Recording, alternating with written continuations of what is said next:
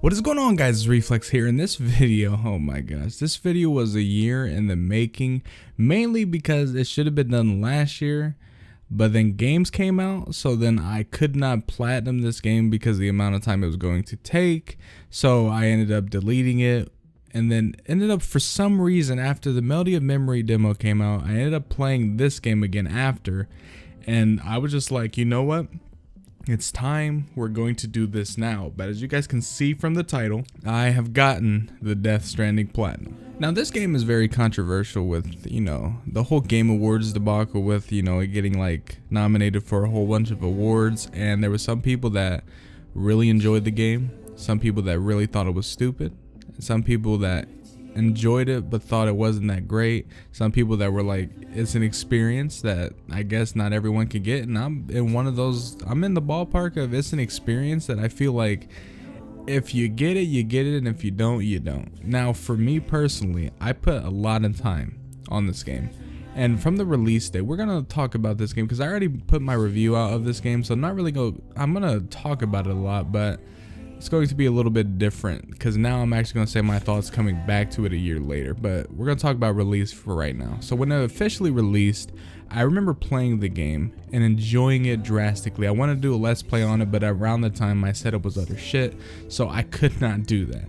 But playing this game, I realized, like, I remember as soon as you start the game and all this, like after all the cutscenes happen, you start walking the Capital Knot City, and you start to hear this song that, it's Don't Be So Serious by Low Roar. You might be hearing that in the background right now. You're going to be hearing a lot of Death Stranding music in the background. And that's the thing.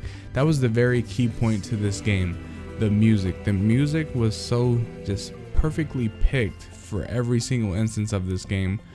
Like even just walking into certain areas and then all of a sudden music starts to play. And it works well when you're looking at the environment and then you're just kind of relaxed, like, wow, I'm really immersed into this beautiful world because this game is beautiful. Now the only drawback to this game, well, one of the drawbacks that I hear the most is that it's a walking simulator. The gameplay is not great, and that's the thing. The gameplay, when just taken all the way to what it simply is of the gameplay, and that is, it's simply just delivering packages. That's what you're doing. But when you take it to a broader point, like how I take it, I'm not only delivering packages, I'm connecting the UCA, I'm connecting America back, and all of a sudden you're going through whatever it is, whether it's just these grassy wastelands, the desert, whether it's the snowy mountains, you're traversing through this. If you have a road that you built, which we'll get into this later, but if you got a road you built, then you're simply just driving on the road. And the thing is, when you boil everything and peel everything back, you're simply just delivering packages and that's it. But once you get this certain experience where you're not only driving down the road anymore, it's becoming, like you're looking at the scenery, you're hearing the music that's playing, you realizing what you're doing. You have a goal that you're setting, and it's just an experience. And I know not everyone's going to get that from this game, and that's the thing. Even I have a good friend that played this game with me, and even he was like, the gameplay just isn't that great. And I was telling him, like, yeah, it's not, but like when you get the experience, because not everyone can explain, like, it's just a feeling that you get when you're playing this game that not everyone's going to get. And I totally get that. Believe me, when people said this game isn't great, I understand it completely. Like, for those people, this might be the best 7 out of 10 game you've ever played. And when it boils it down to that, like, this might be the best 7 out of 10 game you've ever played. But for me, when it was nominated for Game of the Year and people were griping over it, I'm thinking in my head, like, that's well deserved. I'm not gonna lie, that is well deserved. It was either this or Sekiro, and honestly, I love Sekiro Shadows Die Twice a lot too, so I was cool with whatever won. And when Sekiro won, I was like, that's good, because I didn't want more hate on the game that I loved. Because if Death Stranding would have won, Kojima would have got hate, the Game Awards would have got hate, and Death Stranding would have got even more hate than it deserved. It did not deserve as much hate as it did. People just were mad that, when you're from the outside looking in, you're seeing someone deliver packages, and it just so happens that, oh, okay, now all of a sudden it's getting all these rewards. They're getting it because it's Kojima, when in reality, when you're playing the game, if you're one of the lucky ones that are getting the experience that I think Kojima was trying to set, like he could have probably did it in a different way to make it have everyone experience it. But when you're the select people that actually experience this game and just felt like you were Sam Porter, you felt like you were a porter delivering and trying to connect the UCA, you felt like there was weight on your shoulders, and it was just an experience. Certainly with the story was so convoluted, but once you start understanding everything and realizing what you're doing means so much, it's just a totally different game. It's a game that I can't explain why I love it so much, because even when I played it a year later, I'm playing it and enjoying the hell out of this game, and I'm talking to my friend that played it a year back, and I'm saying I don't understand, because he was watching me play and he was just like, it's cool, but I still like, I don't know how you're getting this platinum. And I'm saying like, I don't understand what it is that I love about this game so much, but it's just like, it's the ambience of the world itself, how it looks, how it feels when you're playing it, and just, I don't know. I can't explain why I love this game so much, but the fact that I could come back a year later and it wasn't a hassle to do all this. It was a grind to like, you know, deliver everything and get everyone's connection level to 5 and then find all the memory chips. Like that was a grind amongst itself, but it wasn't a grind that I hated.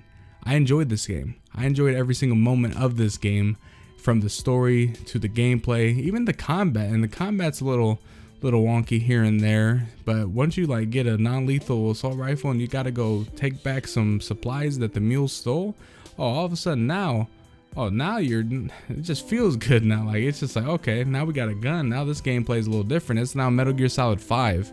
If you were, instead of, you know, trying to defeat Metal Gear, you're trying to deliver like packages to it. It was like Metal Gear Survive, which we don't talk about this game as Metal Gear fans, but I want to bring it up anyways. It was Metal Gear Survive, and Metal Gear Survive was made by Kojima.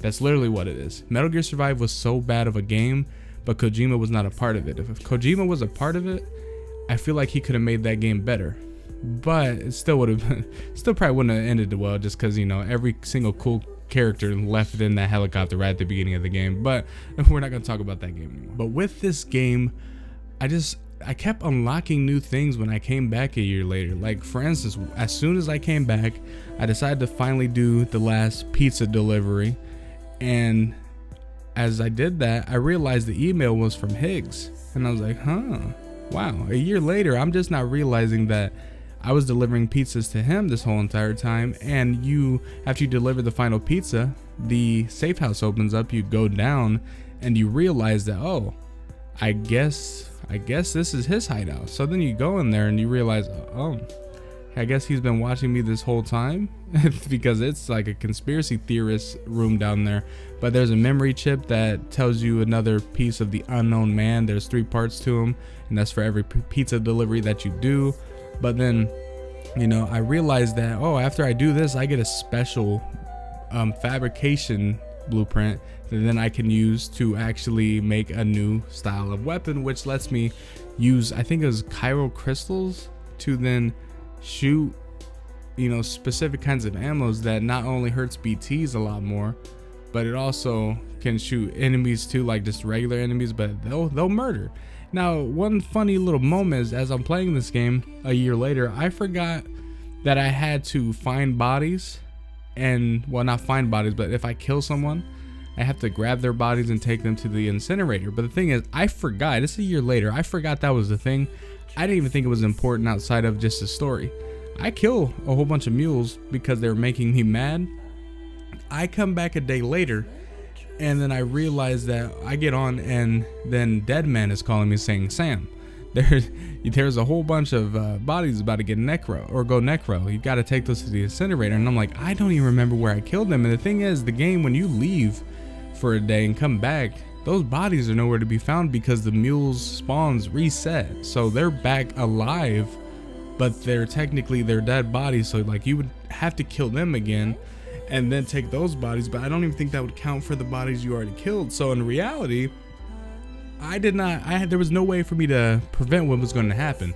So then I'm doing all these missions and finally get the final guy to join the UCA.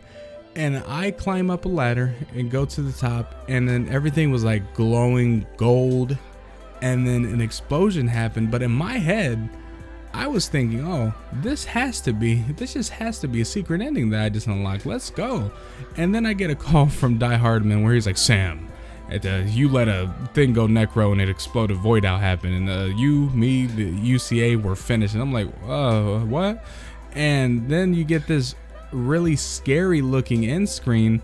Well, not end screen, but you're in the seams. You got to go to Sam, and then you got to, obviously reconnect with him.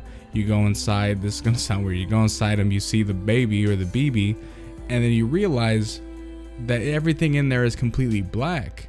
And it's a blacked out baby with black pupils. It's really creepy. And it has you load your latest save. And this struck a little fear in my heart because I'm thinking, did I just ruin the game? Because now it's spawning me exactly before the void out happens. So I load up again and I'm thinking, oh, if I explode again, this is going to be bad because I don't remember when I killed those mules in the first place. So I'm really gonna have to travel back. So luckily it didn't happen. Once the void out happens, it doesn't happen again unless you decide to kill again, which I did not. But past that, we're getting new experiences. We got the new fabrication assault rifle from Higgs. We got a void out that happened that I didn't know could happen outside the story. Then we end up doing one of the two last little porter places that I had to do, or not porter, but safe house places that I had to connect to the UCA. But I ended up getting a backpack cover from them. I did not realize you could get a backpack cover. So that means it protects it from the elements, and you essentially have another container over your cargo container. So the backpack cover has to get damaged, and then the container has to get damaged for the cargo to actually get damaged. So it's another just ounce of defense onto it, which I didn't even know existed, but it's cool. And the thing is, you can put it over your battery and everything, so you can still have your equipment, your battery set to extra long battery life for your skeletons. You can have everything you want, but this backpack covers its own thing. So it's giving me a lot more stuff, which I didn't know it was going to give me. But then come to find out, I decided to do a thing for the Elder. I haven't did an Elder mission in a very long time. I do an Elder mission, and I did not realize that there was things that was going to happen, but I do an Elder mission a year later, and I decide, okay, let's finish this up real quick. We got another mission. I need to get a Legends of Legends rank anyways. So I do this mission, I deliver it to him, and I'm thinking, why isn't he coming out to see me? And right at the end, when normally he would, say bye, it's a BT instead. And I'm like, oh, the Elder's dead. And then I read my mail that I just got as soon as I finished the mission. He said, so long, Sam. And I'm like, what? And then the engineer sends me a piece of mail, and I think so did the craftsman. They're all telling me, yeah, the Elder has died. And I'm like, what? That can happen? I realized he was old at age, and I honestly thought that was going to happen during the story, but it didn't. Instead, it happens a year later, and I'm like, wow, this is crazy. And for some reason, I felt attached to the Elder because I was like, I was delivering all this stuff to you, and now all of a sudden you're dead. And the funny thing is, you can still do standard orders for him and deliver it to him. It just serves no purpose anymore because you can do that with Mama as well. You can do that with, if there's any, well, actually, I think that's the only two that actually was spoilers. But if you didn't, you should already play this game. If you're not playing it by now, then you probably don't want to play it. But yes, there's missions that you could do for the people that are deceased still. They don't serve a purpose, but they still count as a rank and stuff. So it's pretty awesome. But then I realized after I finally get everyone to connection level 5, I find all the memory chips. There's one more unlockable for the fabrication things, and I'm thinking, what is this? I didn't think I was going to unlock anything else to build, but it just so happens there is a ride with Norman Reedus bike. I didn't think that was a thing, because obviously when you take a shit, a ride with Norman Reedus thing pops up. So it's, advertisement, all this and that, which is cool because I watched that show. I legitimately watched that show just because it's cool. It's interesting to watch.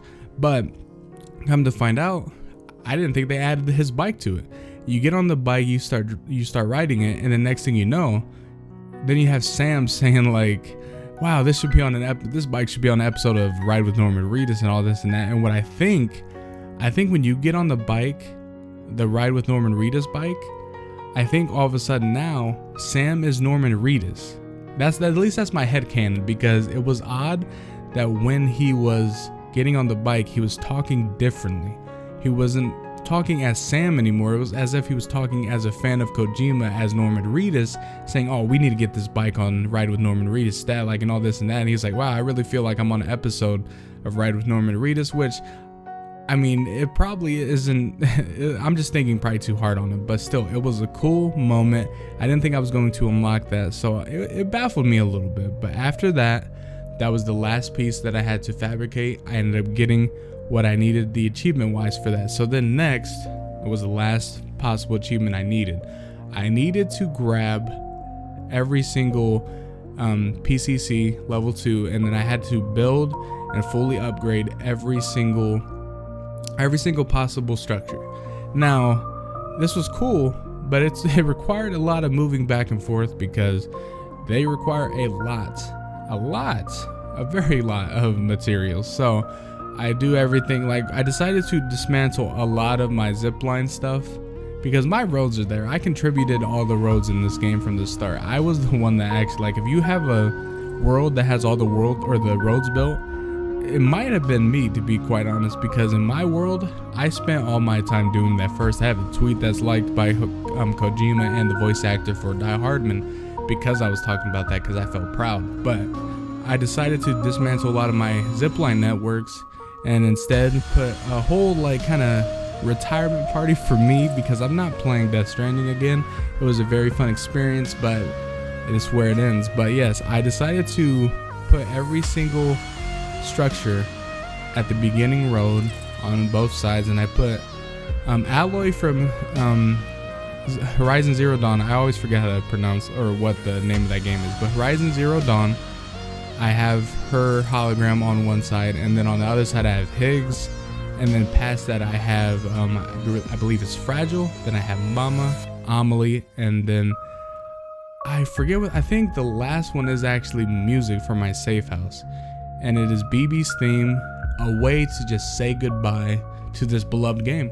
And I gotta say, this game I did not think was going to be as amazing as it was, and obviously that's my opinion because a lot of people don't think this game is amazing in general. Like I guarantee the view count for this game is abnormally low because people don't care about Death Stranding, people don't care to watch it. But I had to just mark this down as one of my favorite platinums to ever get. Ghost of Tsushima was up there, Borderlands was fun, a little bit grindy, but then we had Avengers. Not necessarily a fun time to get that one. I think that was my least favorite platinum I've ever gotten. And then it just has to be Death Stranding as my favorite platinum, at least, because it was a fun experience, a fun story.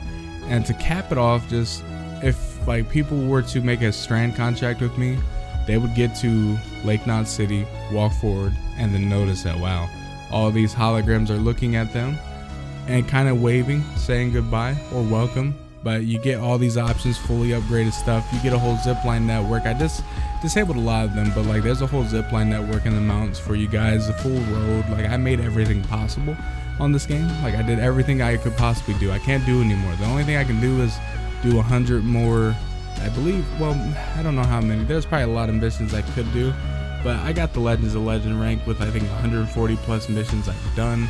So there's not anything else I possibly could have done on this game to really accomplish here. I accomplished everything, but the game was fun. Let me know down in the comment section below if you guys got the platinum for this game, if you're working on it, or even if you still play it, whatever it may be. But if you guys did enjoy this video, leave a like, subscribe, and you guys know the drill. I will see you guys later.